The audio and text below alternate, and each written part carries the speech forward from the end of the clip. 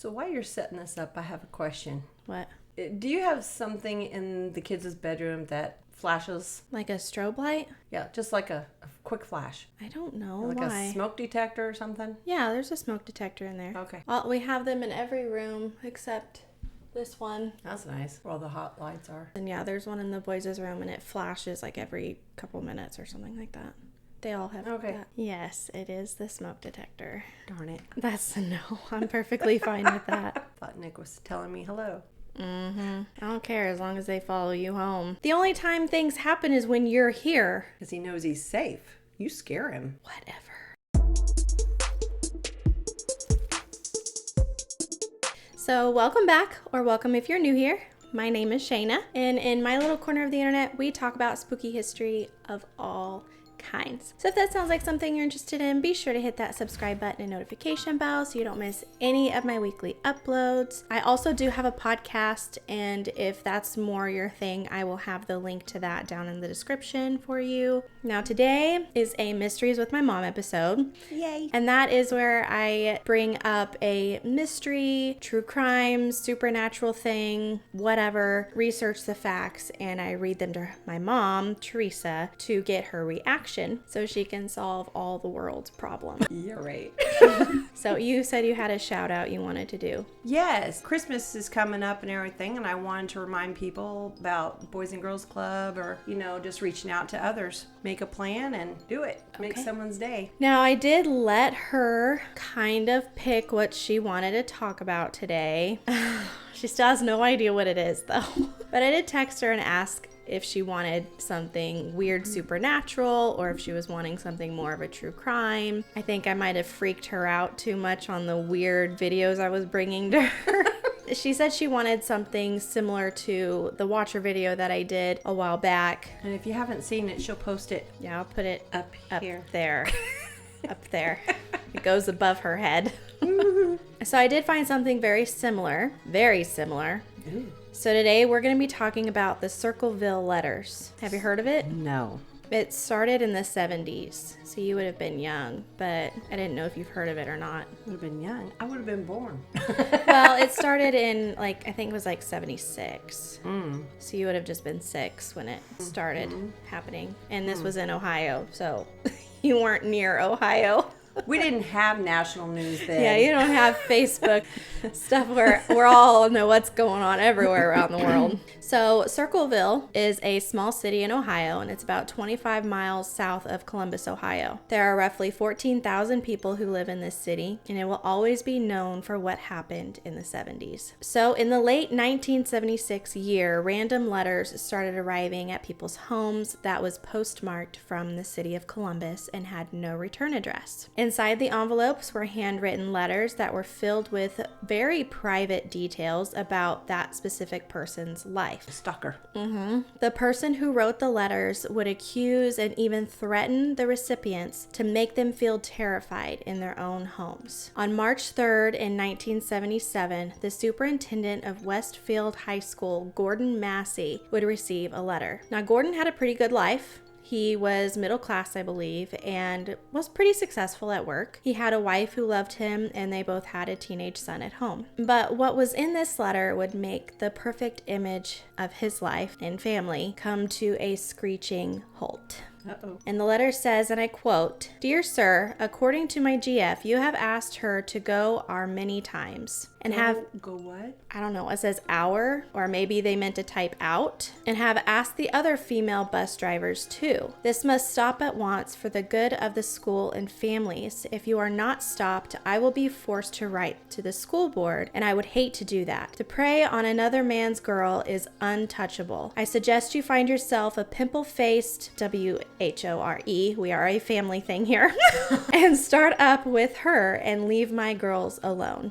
End quote. It was saying he was essentially abusing his position to chase women bus drivers. More letters would arrive at his home, and they would just get worse and even more threatening. In some of the letters, the writer would threaten to cut Gordon's brakes and slash his tires if he couldn't keep it in his pants. What they were saying. Wow. Gordon would ignore the threats, and that's when the writer decided to out him to his employer. So now the school board would start to get letters. It's also said that the writer didn't give Gordon much time to change his ways before the writer started writing to the school board. The school board would get a 4-page document accusing Gordon of sexual harassment and urged the board to fire him. Now, what's left of the document is kind of hard to read, but it was known to have said that Gordon picks on the weaker ones constantly, and then ends the letter by saying, "I sure hope he does not upset my girl for his sake." Another letter would come to the school board the next day saying that the writer was keeping tabs on Massey's illicit sex life daily. So he was just stalking him.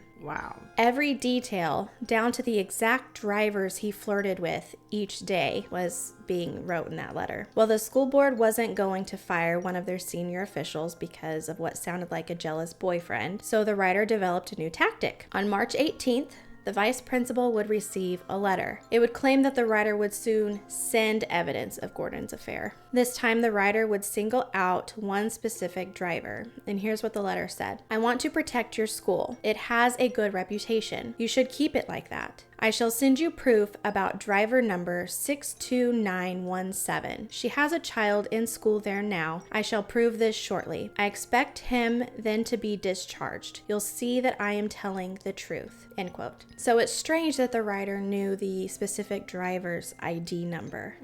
Because, that's kind of private to the school, right? So they can identify the bus drivers. Right. And this person somehow knew enough about the school system in order to determine the ID and who the driver was specifically to that ID. And the driver was Mary Gillespie. Okay. Typing away on her notes. Okay. Yeah, they have the number. To me, it almost sounds like a student that is in love with some of the female bus drivers and is overly protective and thinks that they're his girlfriends and stuff or something. I don't know. It's kind of weird. Yeah. Now, Mary is a wife and a mother of 2. Now, while the school was receiving all of these letters, Mary herself was also receiving letters from this mysterious writer. In the letters she received that they would state how they knew all about her affair and would even demand that she ended it. The writer would even say that they were stalking her and her family. I quote, "I know where you live. I've been observing your house and know you have children. This isn't a joke. Please take it serious." Now, Mary denied that she was even having an affair. So she saw it as, how could she finish having an affair that she wasn't even having? So she just kept quiet and hoped that it would go away. Okay. But the letters kept coming more and more, and each letter would grow more and more threatening. I quote, "I know everything. Call the sheriff. He can't watch you forever. RT3 Circleville, Ohio, 62917, bus number 474-7301. I shall keep ringing. Again, this is no joke either." End quote. So the writer knew where she lived, what her bus ID number was, and which bus she drove. And they even listed the name of her children.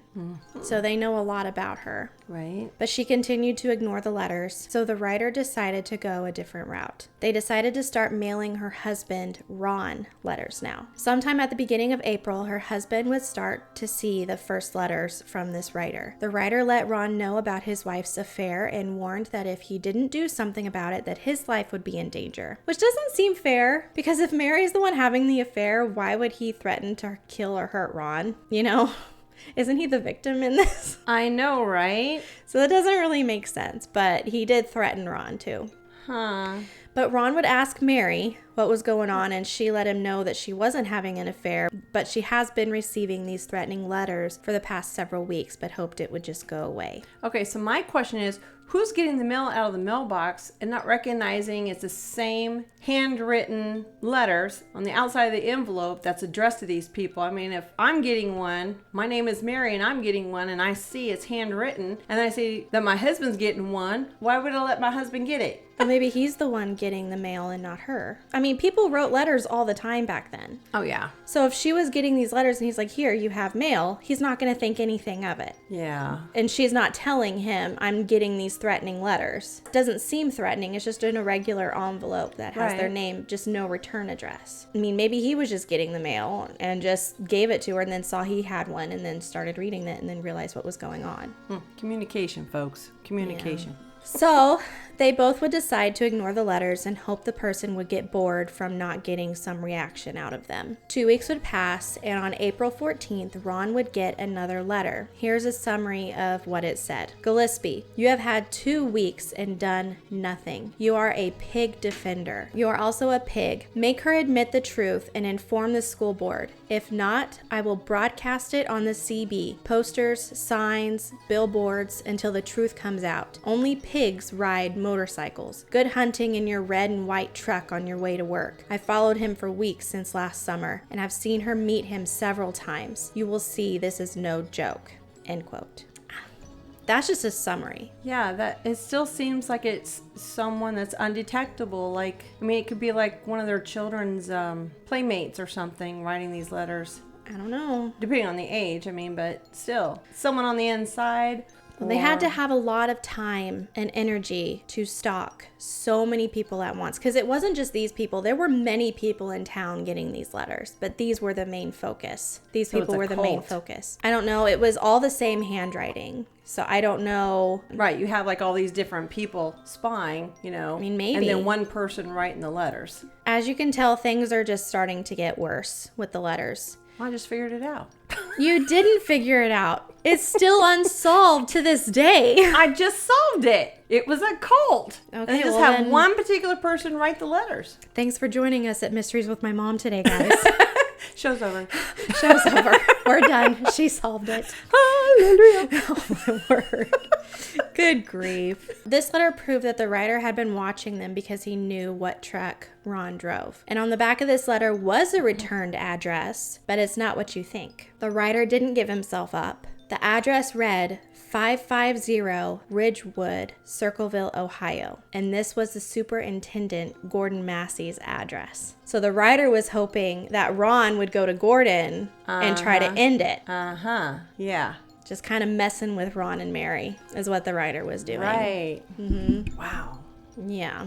Psycho. Mm-hmm. But he's pretty smart. Whoever is writing this, whether it's man or woman, they don't really know. They're pretty smart. Mm-hmm. Some people noticed that the writer would mess up in how they wrote things. Like the spelling was right, but sometimes they would mess up their words. Like they would write, you have had 2 weeks with T and O instead of TWO. Mm-hmm. And then another odd thing was that in the second letter, so the last letter that I read to you that was sent to Ron, they used the colon sign like over 100 times. So that was kind of weird. I think like in maybe the misspelling of certain words, maybe it was code. Because they seem pretty smart. They know how to stalk people. They know all the information that they're getting, right? Mm-hmm. Now, whether it's true information, you know, we don't really know, but they seem to be very smart in their letters is what people have determined. But there is those misspellings. So whether they did that on purpose or whether, you know, they were just filled with rage, they just weren't thinking about the words they were spelling, you know? Mm-hmm. I don't know. But all of the letters were wrote in caps in an attempt to obscure their identity. In the first letters that were sent out, the letters were much rounder. Then later the letters became more blocky looking, and the letters became more crude and scratchy, as if the writer was holding the pen in a fist grip instead of the natural writing. So yes, out of anger. Yeah, so it'd be like out of anger, where they changed from, I know you and what you're doing, to make it stop. Mm-hmm. It's like they're getting irritated because nobody's doing what this person's wanting to do. So they're just getting more and more mad because nobody's listening to them and taking them seriously. So all the letters were postmarked about 30 minutes away in the city of Columbus, Ohio, meaning they either drove that far to drop them off or they worked a job in that city where they could just run by the post office and drop off the letters. It's the postman. We're going to blame the postman? No. Yeah, we're going to blame the postman. He knows everybody. He knows everybody. But, I mean, that's not necessary because I don't know what they did back then. But now, I mean, if you drop something off in Joplin, it comes up as like it went to Jefferson City is where it's postmarked. And then it turns around and comes back. Mm-hmm. So that doesn't mean anything. That's just not nowadays, but it did back then. Back then? Yeah, it did back then because they made note of that. Didn't know how it worked. I'm sure they investigated it. Now, people also noticed that the writer claimed to be a partner of one of the female bus drivers, meaning they were most likely male. But the writer doesn't talk about one woman, but they do repeatedly reference to their girls, plural. Either way, the main goal was to ruin Gordon's career. This writer believes that Gordon is essentially a craved maniac that is ruining the lives of the female bus drivers. His particular affection for Mary just happened to make her the prime target for the writer. Yeah, but Gordon's affection for Mary, I mean, I don't know. We still have a lot to get to. It's a mental breakdown is what it is.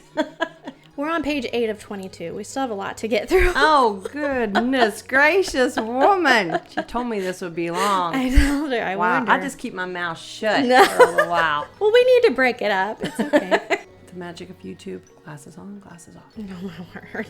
In 1977, Mary and Ron would hold a crisis meeting and would invite over Ron's sister Karen Freshour and her husband Paul. Together, they would come up with a list of suspects based on the information revealed in the letters. The main suspect they could come up with was a fellow bus driver named David Longberry. David made a pass at Mary in the past, but she didn't let it turn into anything. They speculated that he was mad about her denying his affection. This would make sense because of how he was so invested in what Mary was doing, and that the writer also referred to the bus drivers as my girls, which makes sense. It makes sense. Yeah. It does. Yeah. He's saying the word my girls. Mm-hmm. And he would know because he worked with them, so he would exactly feel close to them. So they would end up sending David a nasty letter letting him know that they knew it was him that was harassing everyone. Over the next few days, they didn't get any new letters, so they just stopped temporarily. So after being silent for a few weeks, Mary and Ron started to believe that the horrible nightmare was over. But one afternoon, while driving home from work, Ron noticed something horrific. There was a sign by the end of the road. It had the same handwriting as the letters, and it accused Gordon of having a relationship with Ron's 12-year-old daughter, Tracy. Oh my goodness. So they took it one step further. He stopped the car and took the sign down, but over the next few weeks, more and more would pop up around town. Most of them were planted along Mary's bus route. So he even knew her specific bus route. Oh yeah, he's going to. Ron's brother-in-law, Paul, would go to state, and I quote,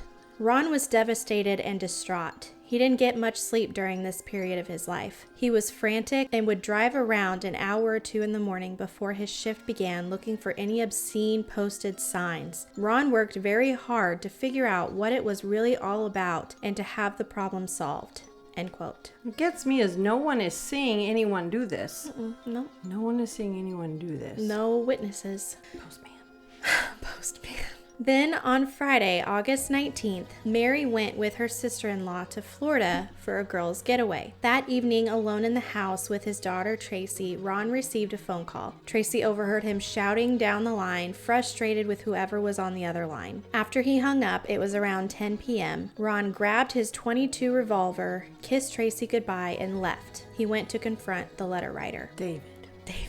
He probably thought that's who it was. He got in his truck, and about 15 minutes later, he wrecked his 1971 Ford. It was found wrapped around a tree at the end of the road. The roof was bent inwards. Ron wasn't wearing his seatbelt during the crash, so he was thrown partially through the window and died upon impact. So someone cut his brakes on his vehicle, I'm assuming, and then called him up and agitated him so he'd get in his vehicle and have an accident. Possible. I don't think any brakes were cut, though. I bet they were. Police had discovered that Ron's gun had been fired sometime after he left the house. She's like, wait, what? Okay, so he got where he wanted. So he got where he wanted to be, and he shot, and then someone overtook him or shot him or something, and then tried to cover it up with a car accident. They would have seen the bullet because he did get an autopsy, and there was no bullet. He was not shot. No, I didn't say he was shot. Oh, the writer was shot? Some that he fired. Oh, probably fired at the writer, yeah. Yeah, probably fired. Oh, maybe it was a drive-by. Okay, here's what people think. How far away was he from David's house when the accident occurred?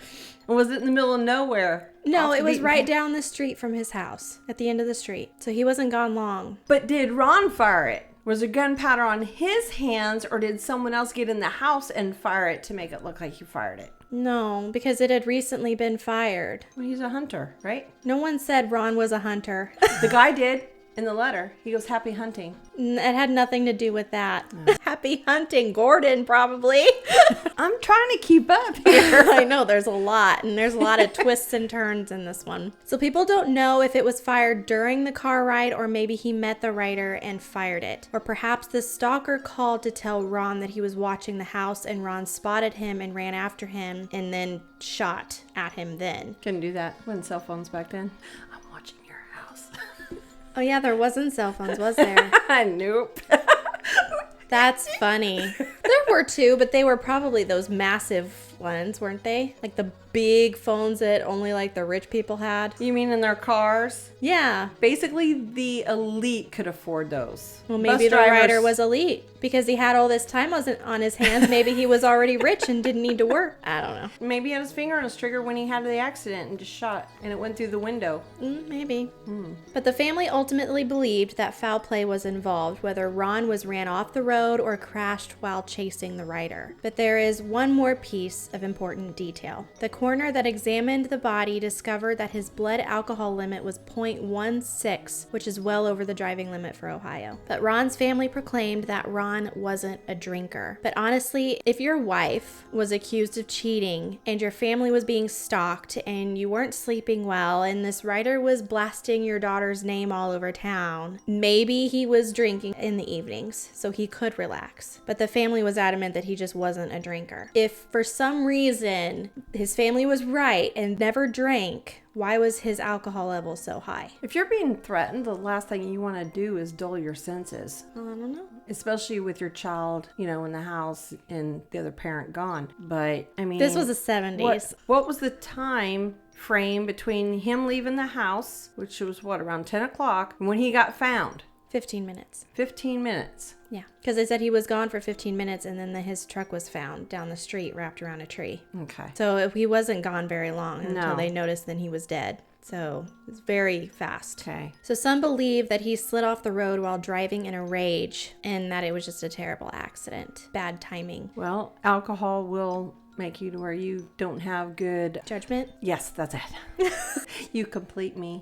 Okay. Paul, Ron's brother-in-law, would say, and I quote, "The sheriff agreed with me that there was foul play, and then when I contacted him again, he changed his attitude completely," end quote, which is what would lead the family to believe there was a cover-up. And then there starts a whole conspiracy theory on that. So the sheriff agreed, and then he changed his story? Mm-hmm. So he agreed with Paul so now it's a the police same officer. night as the accident, and then changed his mind later. Which, honestly, the sheriff probably shouldn't have said anything. He should have assessed the whole thing before saying, yep, it was foul play, because changing your mind later would make it look very suspicious, because once you get all the facts, then you have a better understanding of what could have possibly happened. You can't just make assumptions before you really know any of the facts. The sheriff would end up ruling the whole thing as an accident. They apparently had a suspect at first, but they were never named, and they passed the polygraph. Ooh. And someone's psycho. Being able to pass a polygraph. Yeah, I know that. They have a heart of stone. They don't care. The family assumed it was David Longberry, the man that Ron and Mary thought was the writer. But without any physical evidence at the scene to suggest otherwise, they had to let the suspect go and just rule it as an accident. I think it was David. I mean, for the one time they sent him a letter back. Yeah, but and then they didn't get anything for like 2 weeks. But they retaliated. Whoever the writer was retaliated by doing those signs and making everything worse. Public. Making everything public. Yes, but it took them weeks. It took them weeks to figure out that plan to do that, to get back at him. So I still think it's David. Maybe he was gone on a trip. I doubt it. He's too busy in everybody else's business that didn't even exist. People's imaginations can be crazy. Shortly after the accident, dozens of people around town started receiving letters which claimed that Sheriff Radcliffe was orchestrating a cover-up. Sounds more like Sheriff got a letter accusing him of some kind of affair, and so he decided to drop it. But see, see, the writer's accusing the sheriff of covering up what really happened to Ron. So that doesn't really make sense. Because why would the writer say, hey, you need to say this was an accident, and then start writing everyone in town saying, hey, the sheriff is covering this up. Fix it. That doesn't make sense.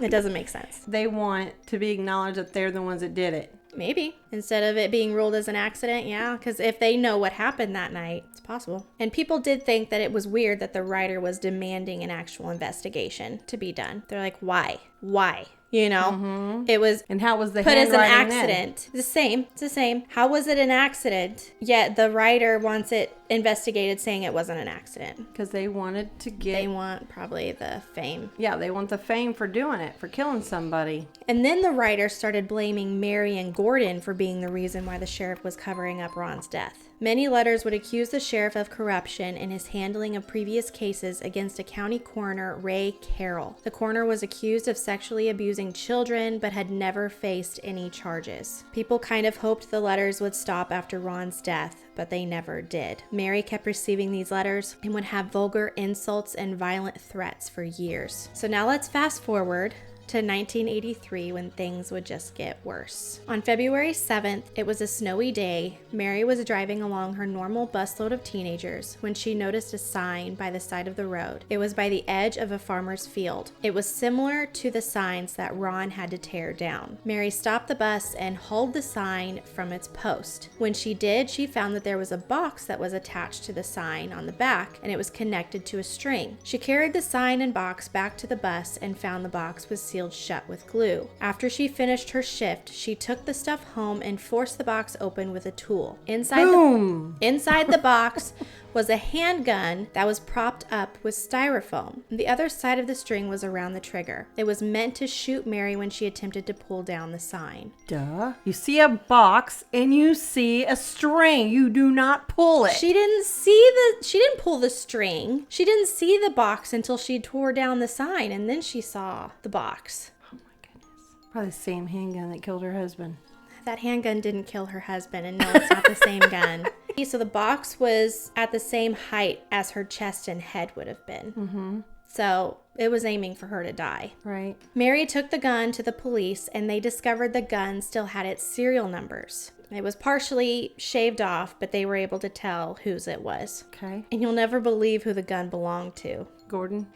Paul Freshauer, Ron's brother-in-law.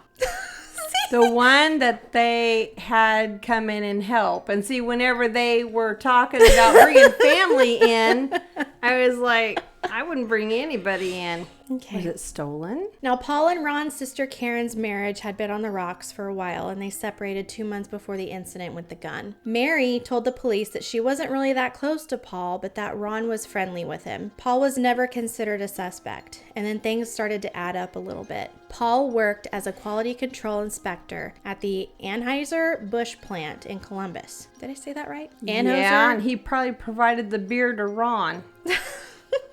He could have easily mailed the letters either way on his way to or from work. Mm-hmm. His previous job was a prison guard in Ohio State Penitentiary. Back in 1968, he and some other guards were taken hostage during a riot and was subject to pretty terrible things for like 30 hours. The National Guard had to storm the prison. The hostage takers were threatening to decapitate the guards and Paul. Pretty terrible stuff that he had to go through, but could that have turned him into this psychopath that was sending letters because something had clicked in his brain where he just went crazy and nobody really noticed? Yeah, when you're forced with life or death situation. Yeah, and then you have these criminals that you know what they've done. Mm-hmm. Back of your mind, it's kind of like, hey, anything is possible. Now, when the police discovered that the gun was Paul's, they went to his home, and Karen was there and said that they were separated and that he lived somewhere else. She even told the police that Paul was the letter writer. She knew it because she found many letters that had the same handwriting that were thrown in the trash.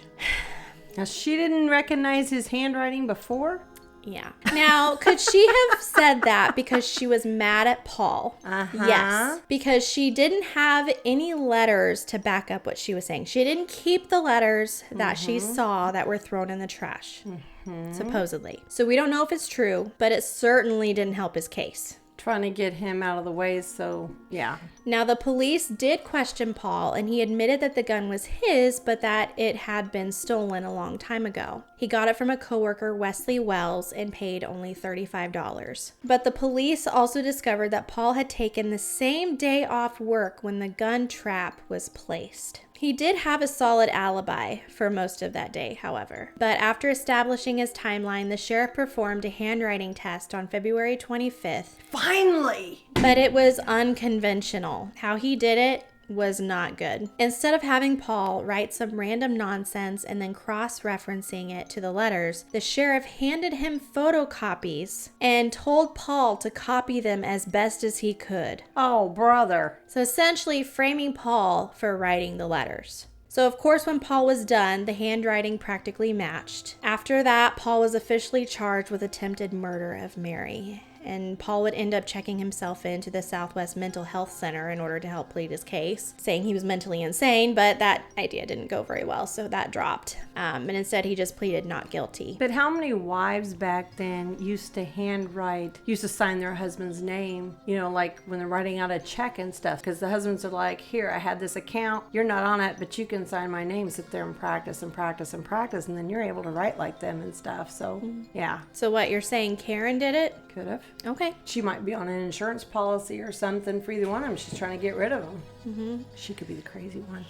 Could be. Then when the case went to trial, the prosecution provided further proof that Paul was the writer. They had handwriting experts testify that samples from his employee records at the plant where he worked were a match of 494 of the documents. Then the jury listened to a bunch of circumstantial evidence that pointed towards Paul. Despite having a solid alibi for the day he took off work, Paul never got up to defend himself and was convicted to a max of 25 years. Some people believe he did it, others think he was framed and didn't do it. The serial numbers on the gun were partially filed away, which in turn, revealed him as the gun owner. We all know that the writer was very clever. He knew how to find out information and send letters without getting caught. Maybe Paul's gun was stolen and he just never reported it as stolen. And there are witness statements. Well, there was a witness statement that was absent from the court proceedings. For some reason, they didn't let it be shown to the jury.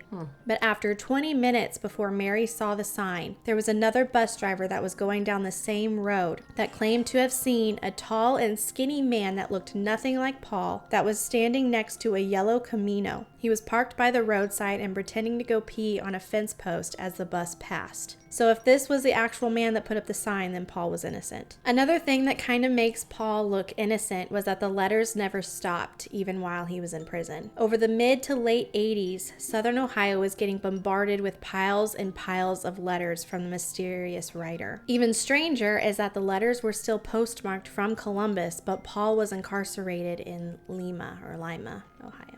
I think that's in Ohio, I'm not sure. The prison even put a mail ban on him to stop the flow of letters, but the letters were still being delivered to newspapers, schools, homes, and public offices. Eventually, the prison warden himself would say it was physically impossible for Paul to be behind it. There were over 1,000 new letters that were being reported across the state, some even containing arsenic in the envelopes. The letters targeted over 100 people, from school teachers to city officials. This letter writer was pretty busy. Many of the letters were talking about political corruption and heavily focusing on public prosecutor Roger Klein, who was the man that sent Paul to prison. So I think this writer sees himself as someone who is doing justice. Trying to be a hero in a way, like he was upset that Paul was sent to prison for the crime he didn't commit. But the letters would say that Roger Klein got a teacher pregnant and then murdered her to have it covered up. Then the writer threatened to dig up the remains of who he murdered.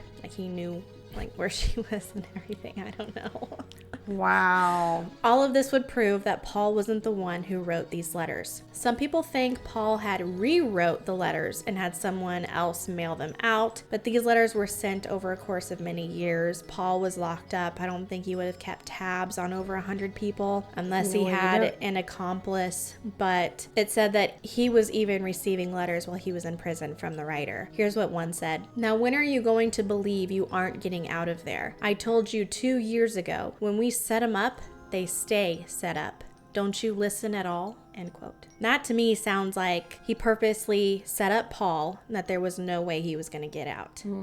Just taunting him. 4 years later, Paul was finally released on parole. He desperately sought help from the FBI to take on his case to clear his name. Now, there are still people that believe he was the letter writer, and he wanted to fix that. Now, while he was behind bars, he wrote a 164-page report on the events of 1976 to 1983, laying the blame on the sheriff. Paul believed that around the time of Ron's death was about the same time that the sheriff had a shot at becoming president of the National Sheriff's Association. He wanted to keep a lid on the town's secret writer to help his chances at winning, so he deemed it an accident. But then in this letter, he begged that the FBI look into Roger Klein rumors about killing that woman that this writer was talking about, because the family did confirm that he did get a girl pregnant and that girl did end up dying, but they didn't think Roger was the one that killed her. But the weird part is, why does Paul care? You know, the FBI never took Paul's case, so they just kind of ignored him. Like, well, whatever. I'm sorry, if you have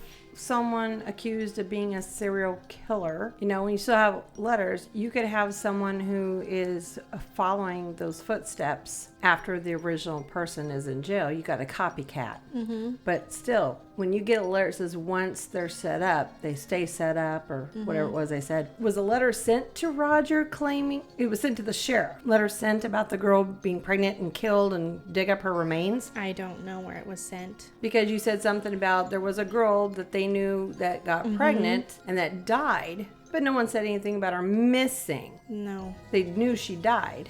Yeah, but I don't know. It didn't go into detail of that because that was never looked into, apparently. Paul would end up starting a blog and made regular public appearances to plead his innocence. The same year he walked free, the letters would gradually start to stop. By the early 2000s, the Circleville writer had stopped writing and was never heard from again. Now, something I didn't mention was that Mary would later state after Ron's death that her and Gordon did have an affair, but that it didn't happen until after Ron died. So I don't believe that at all. No. Why would she all of a sudden start having an affair with this man after Ron's death? And was she really out of town with girls when She could her have been husband meeting was Gordon. killed? She could have been meeting Gordon, is what some people think. I'm just saying, she's out of town, so she's got an alibi versus whoever's going to kill her husband to set her free from being married. So what's crazy is that the letter writer wasn't wrong about certain things, but I don't know how he knew so much. Like you said, could he have been a policeman? Because I did think operator. of that. Telephone operator.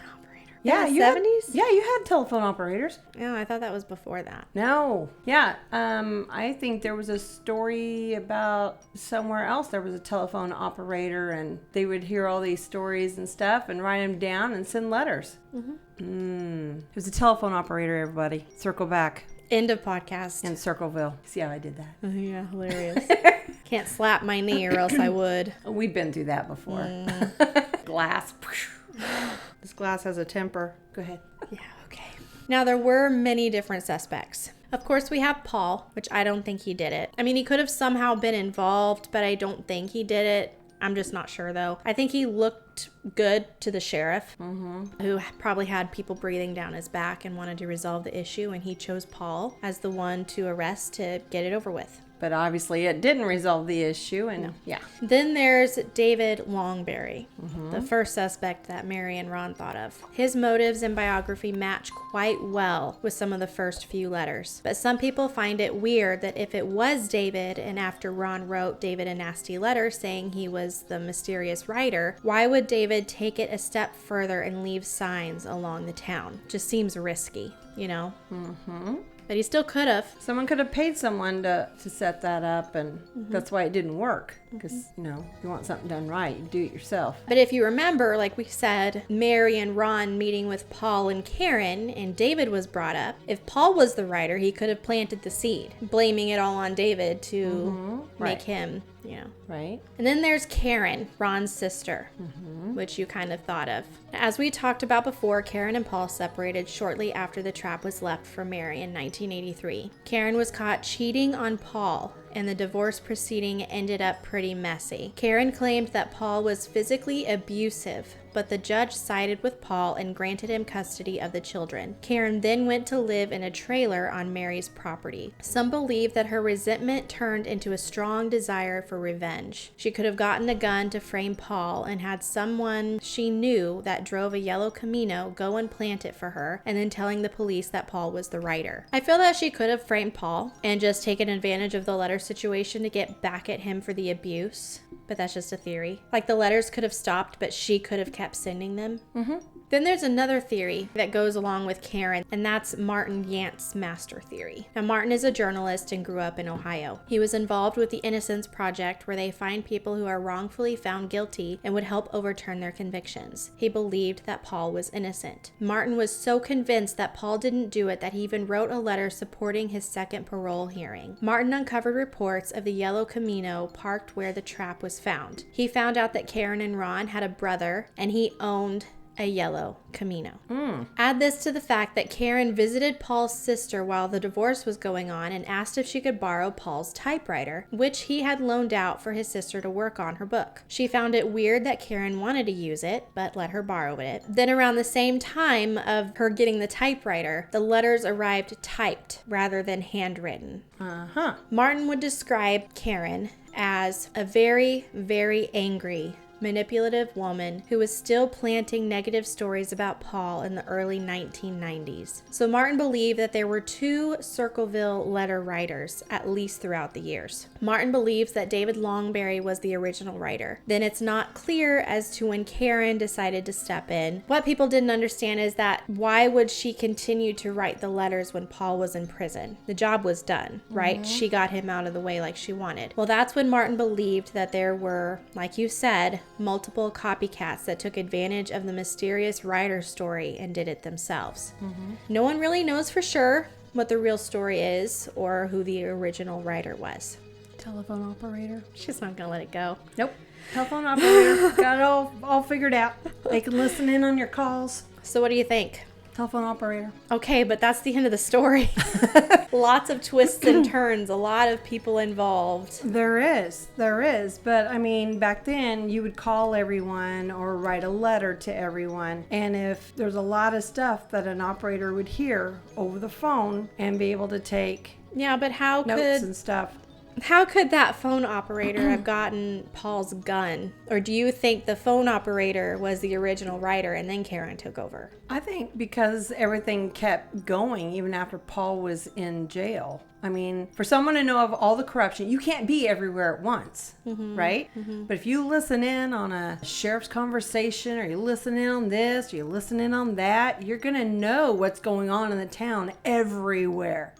You can't be everywhere at once, but a telephone operator can hear everything, and they can just send the letters out. I mean, it's telephone They operator. could have, but Yep. remember the first letters were saying you're messing with my girls. My girls. As if they had a personal connection to Right. these women. Right. Like, David could have mentioned to somebody over the phone that he's messing with my girls. You know, he feels like the superintendent's messing with my girls. And then the phone operator sends a I don't think letter. it's the phone operator. I think it was David Longberry. I think it's phone operator. I think it was David Longberry, and I think it was Karen. I think Martin was right. It all circles back in Circleville to the phone operator. Oh, my word. You know, at the end of this evening, we are at 2:15 right now on a Sunday. Tonight, she's going to be texting me other theories. Nope, phone Yeah. operator. Or she's going to be like, well, what about this? What about this? It's too late. I can't add it in there. Nope, phone operator.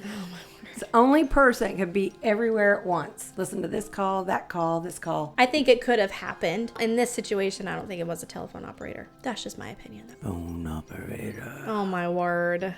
You're going to freak out the people that are listening to the podcast. Well, is there anything you'd like to add other than you think it was the phone operator before we Yeah, dismiss? you guys comment and say what you think, who you think it is. I mean, just off the top of my head, I mean, it's like there's no way anyone could be everywhere at once, but you've got where, oh, well, this person's got a letter, you know, let's run with it. Let's do some signs now and stuff. Well, that's what all copycats. And then, you know, they were putting arsenic and stuff in the envelopes, which the original letter writer never did. He just tattled on people. Now, see, I remember when there was some arsenic being sent to government places back when I was younger. I remember that being a big deal and being on the news. I can't remember my age, but I do remember that.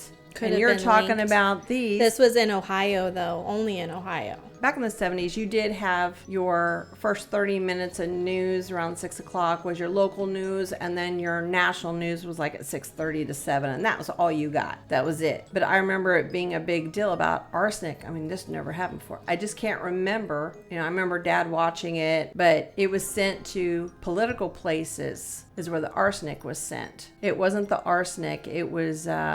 Anthrax? Yes, anthrax. Yeah, it said in the website, which I'll have linked below if you want to look at it. I tried to put everything in there. It wasn't as bad as anthrax, but or arsenic. Which one was it? Anthrax was the bad one? Yeah. It wasn't as bad, but it could still get you sick. Yeah, is what was in the letters in Ohio. The story I remember was anthrax, not arsenic. So mine might have been more like in the 80s or something, but yeah. Phone operator.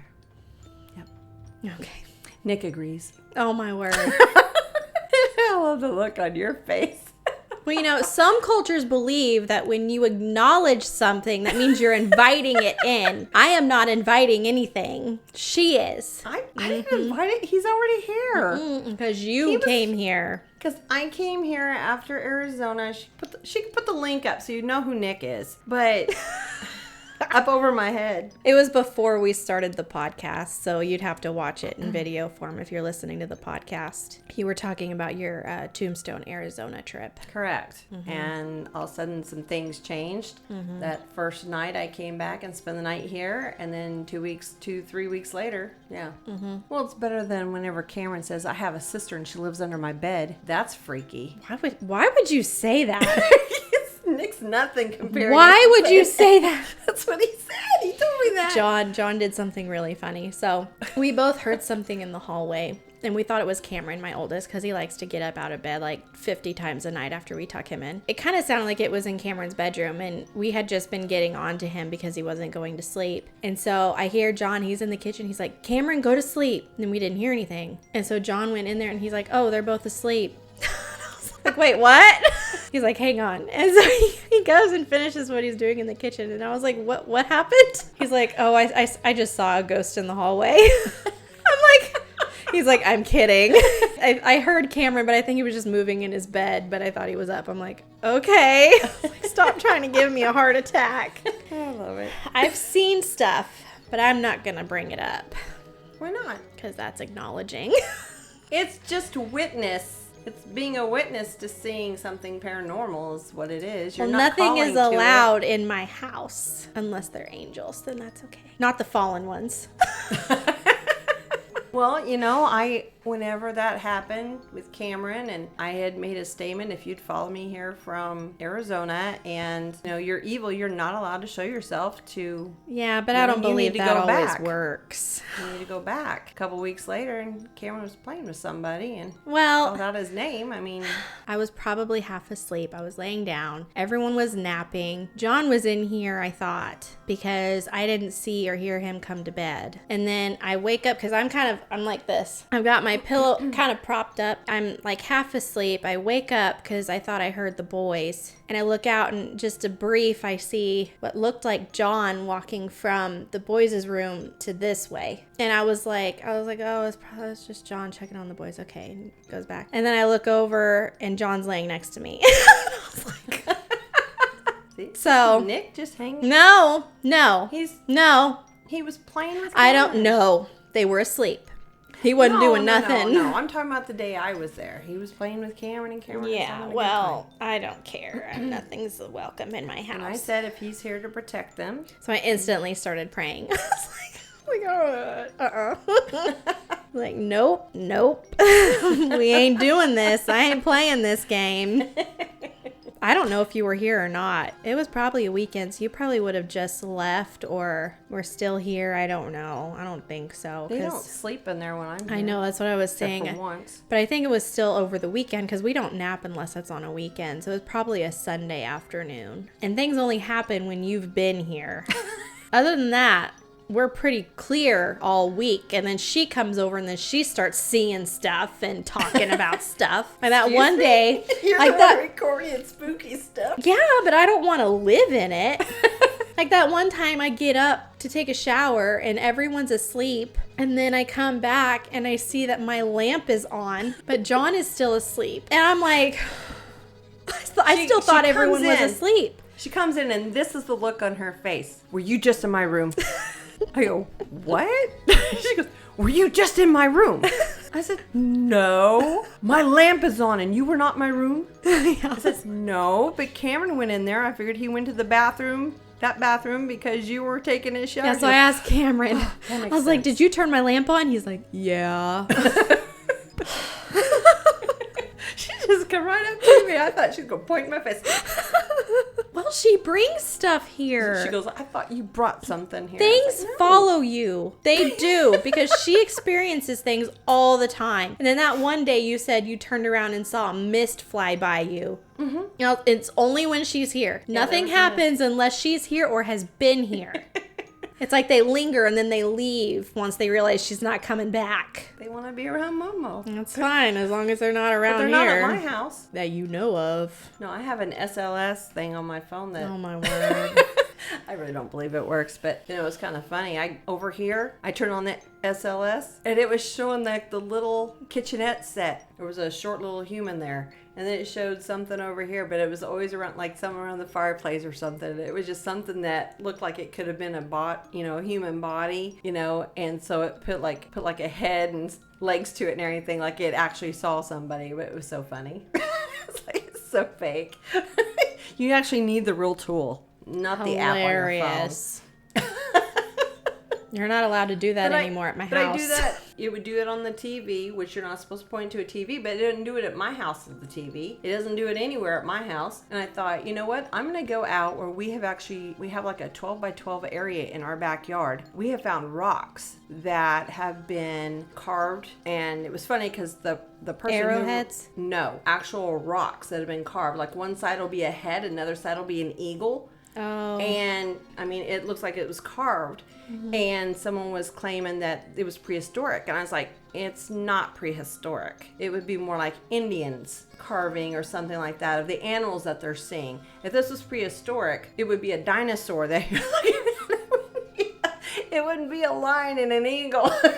But we actually had one of our rocks got analyzed, and its authenticity was confirmed by the Smithsonian. The guy who comes is one of my husband's friends, and he actually started a website. I think it's called Route 66 Zoo or something like that, because it's all about animals. It's just animals, and sometimes if you trickle water on it, a face comes out of it and stuff. So I thought, well, I'll take this SLS out there and look and see if there's anything around that 12 by 12 area that we found all these rocks. I mean, there's over 60 some that I think he's taken home with them, and there's still more in there. Mm-hmm. We don't touch it. We cover it up and leave it. Mm-hmm. But no, I took it out there, and of course there's like this old flashlight, and it showed like a little person there and something else over here, and it showed over here. That app is so fake. I need to invest in the real stuff. Yeah, just don't bring it here. Why would you buy a desk that's got a temper? I don't understand. Tempered glass. It's proven to have a temper. Okay, that's going to be it for us today, guys. If you enjoyed this episode, be sure to hit that like, subscribe, and notification bell. We do mysteries with my mom about once a month, once every 2 weeks, just as soon as I can get it out usually. It's a good visit. Yeah. But I hope you all have a very blessed week, and we will see you later. Bye. Bye.